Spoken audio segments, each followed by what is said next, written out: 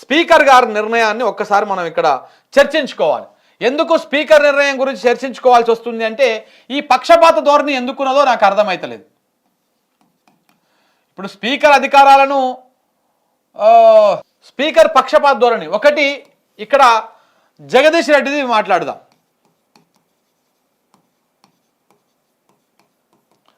ఇక్కడ సీఎం రేవంత్ రెడ్డి మాట్లాడినటువంటి మాటలు చూద్దాం. ఇక్కడ అక్బరుద్దీన్ ఓవైసీ మాట్లాడినటువంటి మాటలు చూద్దాం. జగదీష్ రెడ్డి ఏమన్నాడు, ఎందుకు ఈయన సస్పెండ్ చేసిరు ఒకసారి మనం ఇక్కడ చర్చిస్తే, జగదీష్ రెడ్డి అయ్యా అధ్యక్ష, ఇప్పుడు జగదీష్ రెడ్డి గారు అదే గవర్నర్ ప్రసంగం మీద ధన్యవాద తీర్మానం మీద మాట్లాడుతూ గవర్నర్ గారి స్పీచ్లో చాలా రకాలుగా అంటే అన్ని అబద్ధాలు చెప్పిర్రు అని చెప్పేటువంటి క్రమంలో కొన్ని సామెతలు చెప్తూ, కొన్ని కథలు చెప్తూ, కొన్ని ఉదాహరణలు చెప్తూ ఆయన మాట్లాడుతున్న క్రమంలో కాంగ్రెస్ సభ్యులు ఆందోళన చేసిరు. ఆందోళన మీన్స్ అంటే అడ్డుపడితే దానికి జగదీష్ రెడ్డి గారు కొంత సమాధానం చెప్పారు. కొంత హౌజు ఆర్డర్లో లేకున్న సమయం లోపల ఇది కొంత ఉద్రిక్త వాతావరణానికి దారితీసింది. మాట పెరిగినప్పుడు స్పీకర్ గారిని ఉద్దేశించి జగదీష్ రెడ్డి గారు ఏమన్నారు, అయ్యా స్పీకర్ గారు, మీరు సభను ఆర్డర్లో పెడితే నేను మాట్లాడతా అని చెప్పేసి ఆయన మాట్లాడడం జరిగింది. ఆ క్రమం లోపల స్పీకర్ గారు మాట్లాడుతూ, మీరు మాట్లాడుతున్న క్రమంలో అసహనానికి గురిగాకండి, సహనం కోల్పోకండి అన్నటువంటి విధంగా స్పీకర్ మాట్లాడడం జరిగింది. దానికి నేను అసహనం కోల్పోవడం ఏంది, నేను అసహనానికి గురి కావడం ఏంది, అది కరెక్ట్ కాదు, నేను అలా లేదని చెప్పేసి ఆయన సమాధానం ఇవ్వడం జరిగింది. ఎవరు? జగదీష్ రెడ్డి స్పీకర్కి. ఈ క్రమం లోపల మీరు స్పీకరు అంటే అసెంబ్లీ హౌజు నియమ నిబంధనలు హౌజును దాన్ని పాటిస్తూ మీరు మాట్లాడాలి, సభా సాంప్రదాయాలను ఉల్లంఘించొద్దు అని చెప్పేసి స్పీకర్ మాట్లాడడం జరిగింది. నేను సభా సాంప్రదాయాలను ఎక్కడ ఉల్లంఘించినా ఆ సభా సాంప్రదాయాలు అవేంటివో చెప్పి ఆ చర్చ జరిగిన తర్వాతనే, స్పీకర్ అధికారాల మీద చర్చ జరిగిన తర్వాతనే మనము డిస్కషన్ చేద్దాము. ముందు ఏ రకంగా నేను సభా సాంప్రదాయాలను ఉల్లంఘించానో చెప్పండి అని చెప్పేసి మళ్ళీ వీరు స్పీకర్ని ప్రశ్నించడం జరిగింది. నన్ను ప్రశ్నించడమే సభా సాంప్రదాయాన్ని ఉల్లంఘించడము అని చెప్పేసి స్పీకర్ మాట్లాడడం జరిగింది. ఆ క్రమంలో సభలో ఉన్నటువంటి సభ్యుడు మిమ్మల్ని ప్రశ్నించేంత మాత్రాన అది సభా సాంప్రదాయాలను ఉల్లంఘించినట్టు కాదు. ఈ సభ మనందరి సభ, ఈ రాష్ట్ర శాసనసభ మనందరి సభ. ఇందులో ఆ పార్టీ ఈ పార్టీ ఉన్నది, ప్రతి సభ్యుడికి సమానమైనటువంటి హక్కులు ఉంటాయి. ఏ పార్టీ నుంచి గెలిచినా, ఏ పార్టీ నుంచి ఎంతమంది గెలిచినా, ఏ ప్రభుత్వం ఉన్నా సభలో ప్రతి సభ్యుడికి సమానమైనటువంటి హక్కులు ఉంటాయి. వీళ్ళందరి హక్కులు కాపాడడానికి మీరు ఒక పెద్ద మనిషి తరీకలో స్పీకర్ తరీకలో కూర్చున్నారు తప్ప ఈ సభ మీ సొంతం కాదు అని చెప్పేసి ఆయన మాట్లాడడం జరిగింది. దానికి కాంగ్రెస్ పొలోమని లేచేసింది. వెంటనే స్పీకర్ గారు ఈయనని సస్పెండ్ చేసి బయటకు పంపించారు ఈ సెషన్ వరకు. అందులో తప్పేమున్నది? సభ స్పీకర్ ఒక్కంది కాదు కదా. ఆ హౌజ్ లీడ్ చేస్తున్నటువంటి ఆ హౌజ్ను ఆర్డర్లో పెట్టి ఏ పార్టీ ఏ సభ్యుడు మాట్లాడుతారో వాళ్ళకి అవకాశం ఇచ్చి వాళ్ళు చూడాల్సినటువంటి బాధ్యత ఒక లీడర్ తరీకా, ఒక క్లాస్లో ఒక లీడర్ తరీకాలో స్పీకర్ గారు ఉండాలి. కానీ మీరు సభ మనందరిది అన్నందుకు ఈయనని సభ అందరిది అన్నందుకు సస్పెండ్ చేసిర్రు. ఇప్పుడు సీఎం రేవంత్ రెడ్డి గారు ఏం మాట్లాడు, దీన్ని అన్పార్లమెంటరీ వర్డ్గా, లేకపోతే దళిత స్పీకర్ని మీరు ఇట్లా చేస్తారా, దళితుడిని ఇట్లా అవమానపరుస్తారా అన్నటువంటి విధంగా కాంగ్రెస్ వాళ్ళు మాట్లాడడము, దాంతో ఈయనని బయటకు పంపించడం జరిగిపోయింది. ఇదే దళిత స్పీకరు దీని గురించి కూడా ఈయన కూడా మాట్లాడింటారు. ఎవరు? నేను మీకు అది కూడా ఒకసారి పెడతాను, ఆగండి. గ్యాదర్ కిషోర్ కూడా ఒక దళిత సామాజిక వర్గానికి సంబంధించినటువంటి ఒక ఉద్యమకారుడు, దాంతోపాటు ఆయన మాజీ ఎమ్మెల్యేగా పనిచేసిండు, 2 సార్లు చట్టసభల్లో ఉన్నాడు. వారు కూడా నిన్న మాట్లాడారు. ఒక నిమిషం.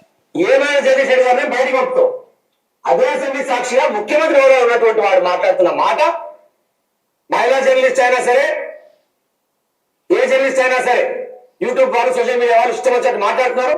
ఒక్కొక్కరిని తోలు చేస్తా బట్టలు తీసుకొడతాను మాట్లాడతాడు వాడు ముఖ్యమంత్రి. వాడికి మానసిక రుగ్మత వచ్చినట్టుంది, మెడలైపోయినాడు రేవంత్ రెడ్డి అంటూ. ఏం మాటలు మాట్లాడితే అసెంబ్లీ సాక్షిగా గా భాషలా మాట్లాడేది. ఒక్క మీడియా ఖండించాడు, ఒక జర్నలిస్ట్ ఖండించాడు, ఒక జర్నలిస్ట్ ఎడిటర్లు ఖండించారు. ఏం భాష జరిగిందని చెప్పి దాన్ని ఎడ్డింగ్ ఎట్లా రాశారు? మళ్ళా ముఖ్యమంత్రి అంటూ అసెంబ్లీలో మాట్లాడితే స్పీకర్ అంటే ఆయన వాటిని తీసేయాలి, రికార్డులకి తొలగించాలి. మంచిగా నవ్వుకుంటూ కూర్చున్నాడు స్పీకర్ అంటే ఆయన ఎంజాయ్ చేస్తున్నాడు. బట్టలను తీసుకొడతాను ఒక ముఖ్యమంత్రి అసెంబ్లీ సాక్షి మాట్లాడారు. చూస్తే నాకు ఇన్నేళ్ళ చరిత్ర అటువంటి భాష ఆదాయన మొదలైన అని చెప్పి మాట్లాడుతున్నాడు. అంటే ఏందైనా మాట్లాడదలుచుకున్నది? నా కుటుంబం జోలికి వస్తూ ఊకోను. మరి ఇంతమంది నువ్వు మాట్లాడినప్పుడు అంతమంది లేదు కుటుంబాలు కాదా? బిడ్డల గురించి, భార్యల గురించి, కొడుకుల గురించి చిట్టినాడు అని పేరు పెట్టి వాడు పందులు ఎక్కుండు, వీడు గుర్రాలు ఎక్కుండు అని చెప్పి ఇష్టం వచ్చినట్టు మాట్లాడినప్పుడు ఇక నీ పెళ్లి పిల్లలు అనేసరికి నీకు బాధ అవుతున్నారా? మరి అప్పుడు ఉన్నటువంటి పరిస్థితి ఏంటి? ఇంకోటి ఆయనకు సంబంధించిన కుటుంబం గురించి ఏ ఒక్కరు కూడా బీఆర్ఎస్ పార్టీ వాళ్ళు మాట్లాడాలి. ఆయన భార్య గురించి, ఆయన కూతురు గురించి. ఎవరైతే ఆయన పుణ్యాన ఇబ్బంది పడ్డారు, హైదరాబాద్ పుణ్యమో, మూసి ప్రక్షాళన పుణ్యమో, రకరకాల పేరుతో ఎవరైతే ఇబ్బంది పెట్టావో నువ్వు, ప్రజలు మాట్లాడినటువంటి భాష ఎవరికి సంబంధం లేదు. అది మంచిదని మేము హర్షిస్తలేము, అది మంచిదని కూడా మేము కోరుకుంటలేము. కానీ ఎంత బాధ అయితే అలాంటి తీవ్రంగా మాట్లాడేటువంటి దయచేసి అర్థం చేసుకొని దాన్ని మార్చుకొని ప్రజలకు లబ్ధి చేకూర్చడం కోసం ఏం చేస్తావు చెయ్యి. ఎందుకే ఇట్లాంటి భాష మాట్లాడుతున్నాడు? బడ్జెట్ పెడతాను పైసలు లేవు, చెప్పిన హామీలు నెరవేరుస్తాను చేత కాదు, ఒకటి గారికి జీతాలు వేయలేము, ఇక డిఎల్ఎస్ అనేది తర్వాత చూద్దామని చెప్పి మాట్లాడుతున్నాడు. వాటి నుంచి పక్కదారి పట్టించాలంటే కేసీఆర్ గారు ఏదో ఒక మాట అనాలి, ఆ పంచాయతీ బయటపడాలి. కేటీఆర్ ఒక మాట అనాలి, ఆ పంచాయతీ బయటపడాలి. జగదీష్ రెడ్డిని బయటకు పంపాలి, ఆ పంచాయతీలో బయటపడాలి. ఇంకా చాపటువంటి వాడు చేసేటువంటి రాజకీయం ఇది. ఎదుర్కొనే సత్తా లేదు, సమర్థత లేదు, కనీసం సంకల్పం లేదు. దాని నుంచి బయటపడతానికి ఈ కుట్రలు మాట్లాడుతున్నాడు. ఇది ఇంకా స్పీకర్ గురించి కూడా మాట్లాడాడు, ఒకసారి అది కూడా మీకు చూపిస్తాం.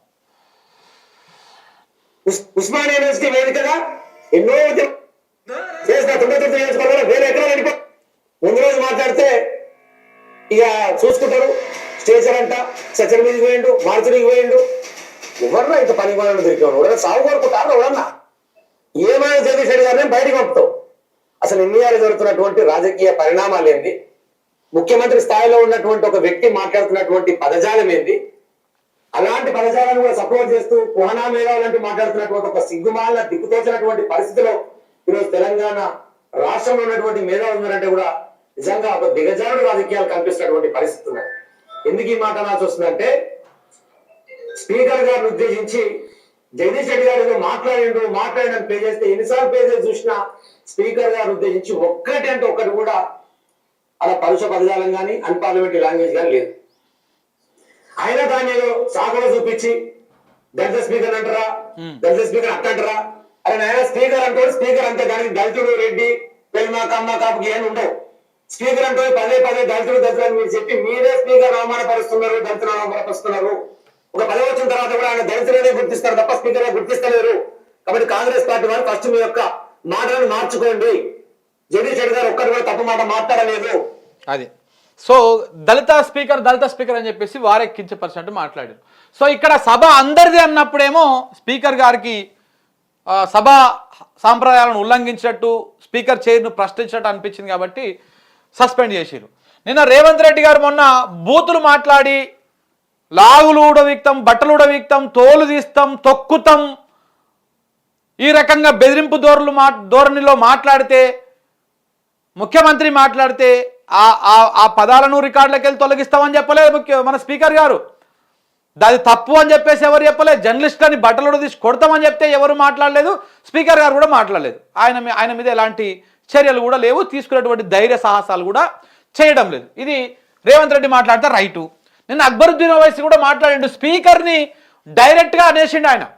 ఇది అసెంబ్లీ లెక్క లేదు, ఇది గాంధీ భవన్ లెక్క ఉన్నది, ఇది గాంధీ భవన్లో నడిచేట్టు ఉన్నది అంటే స్పీకర్ను కూడా అవమానపరిచేట్టే కదా మరి. అది స్పీకర్ గాంధీ భవన్ నడిపినట్టు, కాంగ్రెస్ పార్టీ ఆఫీస్ నడిపినట్టు స్పీకర్ అసెంబ్లీని నడిపిస్తున్నాడు అని ఇండైరెక్ట్ గానే చెప్పిండు కదా.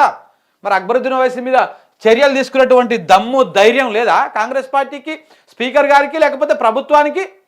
అదే లెజిస్లేటివ్ మా మినిస్టర్ గారు లేచేందుకో వాట్ ఈస్ దిస్ అధ్యక్ష, వాట్ ఈస్ దిస్ అని చెప్పేసి అందుకో మొత్తుకోట్లేరు.